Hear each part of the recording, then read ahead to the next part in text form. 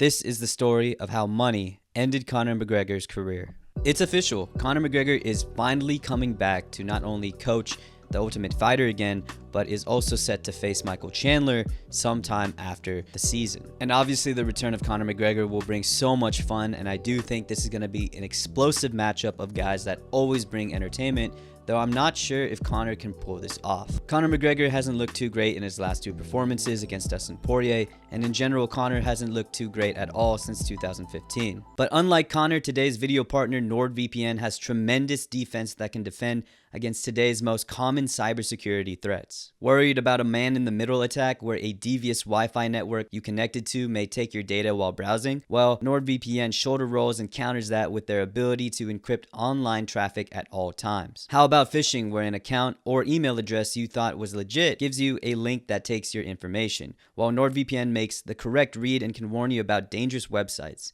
And obviously, we can keep going. Download a sketchy link to watch a UFC pay-per-view for free that could have malware or even worse, ransomware that threatens to delete all your files unless you pay, while NordVPN's threat protection scans all the files you download and catches any malware or ransomware. NordVPN also protects against DDoS attacks and also possibly malicious ads. So as you can see, NordVPN's defense can defend against today's most common internet threats, and fortunately, you can utilize this defense right now with an exclusive offer by using nordvpn.com/TJLovesFights. Guys, I've been a big proponent of VPNs as it lets me feel safe and secure as I browse the web. There's also so much more benefits to using VPNs, so why not try out the best VPN on the market by again using the link nordvpn.com/TJLovesFights, where they'll hook you up with an exclusive offer. Thanks again to NordVPN for being today's video partner. It seems like for the last couple of years, proper number 12, bodybuilding and acting has taken a higher priority than MMA. So what happened to Conor McGregor?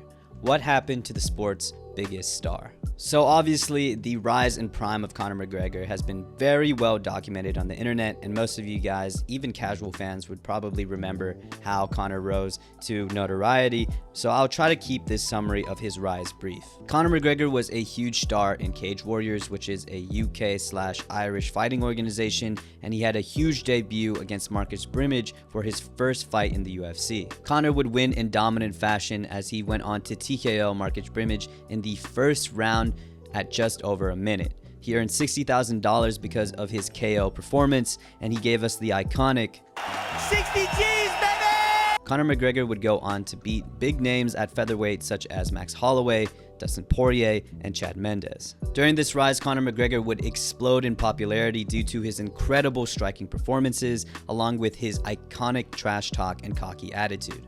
Though Conor McGregor would really take himself to the next level when he was set to face Jose Aldo. I think a lot of casual MMA fans forget how great Jose Aldo really was in his prime.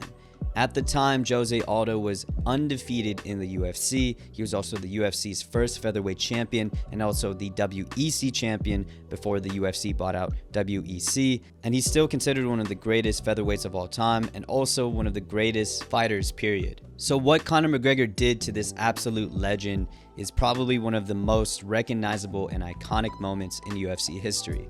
Conor McGregor, even before the fight started, completely annihilated Jose Aldo at press conferences, and this trash talk still remains some of the greatest trash talk I've ever seen in combat sports. And obviously this trash talk worked, as Conor McGregor would iconically knock out Jose Aldo in 14 seconds to get the 145-pound belt. Conor McGregor would go on to have two iconic fights against Nate Diaz. In the first, Conor would lose via rear naked choke, though in the second, Conor would redeem himself in a very close war via decision.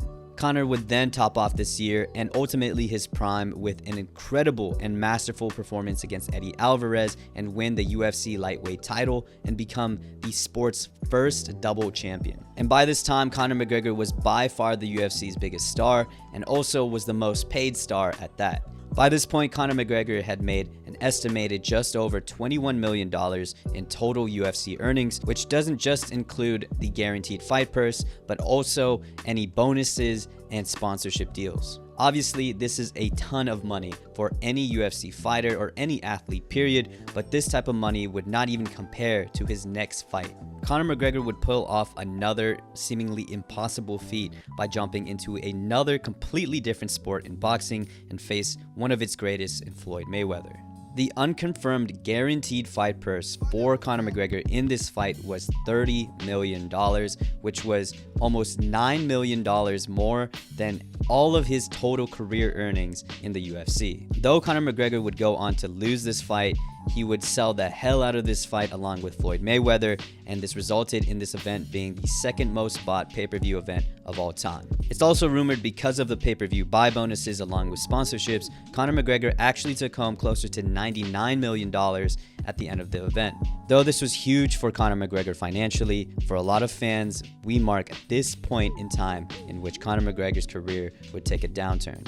Following this fight, Conor McGregor would kind of take a break from fighting altogether, and because he was stalling the UFC lightweight division, he was stripped of his title. Following this, at UFC 223, Khabib Nurmagomedov and Al Iaquinta were set to fight for the now vacant lightweight title. And obviously, Khabib would win in a very dominant decision over Al Iaquinta and become the UFC's new lightweight champion, setting up a huge fight between him and Conor McGregor to really see who is the best lightweight in the world. And obviously this event would go on to be legendary. It would be the UFC's biggest event in terms of pay-per-view buys, and everything leading up until and including the fight was absolutely iconic. From the memorable name calling and trash talking in press conferences to the iconic neck crank finish, and also Khabib jumping out of the octagon to fight Dillon Danis, this would mark the most memorable UFC event of all time. Though for Conor McGregor, this would probably mark the end of his UFC career, or at least his UFC prime. Conor McGregor would take a big hiatus as he did not fight in 2019, though he would continue to grow his brand of Irish whiskey called Proper No. 12 that he started in 2018 and would rapidly promote it in 2019. This figure would come from Conor McGregor himself, so take it with a grain of salt, but he self-reportedly said that Proper No. 12 generated $1 billion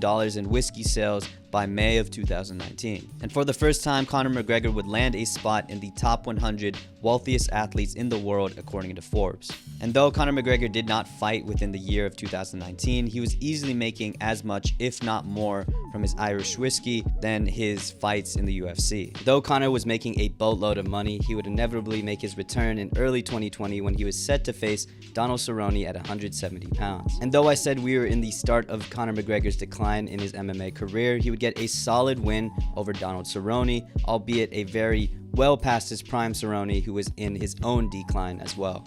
Though the win would spark a lot of interest in Conor McGregor returning to the sport, possibly permanently, and maybe have a revival in his MMA career. But unfortunately for Conor McGregor fans, any hopes for a second win in Conor's career was immediately crushed when he faced Dustin Poirier in their second bout. We really didn't see the toll Conor took from taking long layoffs from fighting at a high level in the UFC during the Donald Cerrone fight, but you could really see it during the Dustin Poirier rematch. Instead of taking his usual wide karate stance that he used in his prime to be so fluid in his striking, he opted for a very tight traditional boxing guard that again made him less fluid and less creative in his striking. And with this traditional boxing stance, Dustin Poirier was easily able to pick apart Conor McGregor with his own boxing. And for the first time in Conor McGregor's career, he would be TKO'd brutally by an onslaught of punches by Dustin Poirier, and this would mark one of the worst losses in Conor McGregor's career. Though Conor McGregor would immediately try to get this loss back when in the same year, just about 6 months later, he was set to fight Dustin Poirier for a third time. And though it was short-lived, Conor McGregor showed glimpses of his old self as he was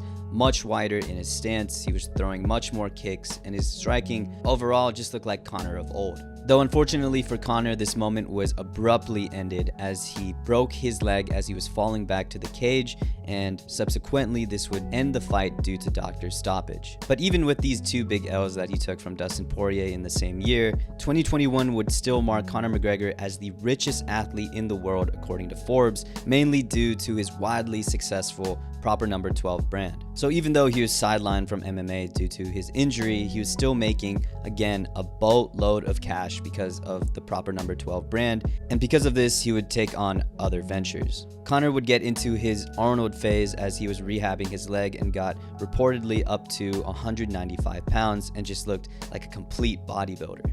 During this time, Conor also got into acting and is set to star in the Roadhouse remake alongside Jake Gyllenhaal, and admittedly, I am very excited to see this film. And all the while, he was continuing to make millions and millions of dollars off of the Proper No. 12 brand. Which brings us to today. Though I respect Conor McGregor coming back to the sport and trying to take a guy like Michael Chandler in his first fight back, I still question his true motivations for fighting. See, Conor McGregor was at his best when he was in a state that we call hungry Conor. During this time when Conor McGregor was truly hungry and truly motivated, it was very evident in press conferences and interviews that he had so much to prove, and it was an absolute historic spectacle to see Conor McGregor actually prove the things he said he was going to do. So let me leave you with this clip to show you what I'm talking about. When that gold belt was around my waist, when my mother has a big mansion, when my girlfriend has a different car for every day of the week, when my kids have everything they ever want, then it will pay. Then I'm happy I lost my mind. And every time I watch that clip, it gives me goosebumps because Conor did exactly what he said he was going to do. And this video might seem like I have a negative sentiment when it comes to Conor McGregor, but his prime was one of the greatest primes I've ever seen out of any combat sports fighter, as he continued to say what he was going to do and actually prove it. Now that we've come to the end of his career, he has really nothing to prove. Now that he has the money that he always has strived for in interviews and press conferences, I just don't see a hungry, motivated Conor coming back anymore. Though with all of that being said, I'm still very excited to see him fight Michael Chandler, and who knows, maybe he'll have a second win in his career. What do you guys think? Is Conor done? Has he lost that fire, or is he going to have some type of resurgence in his career? Thanks guys for watching, and I always appreciate the support. Peace.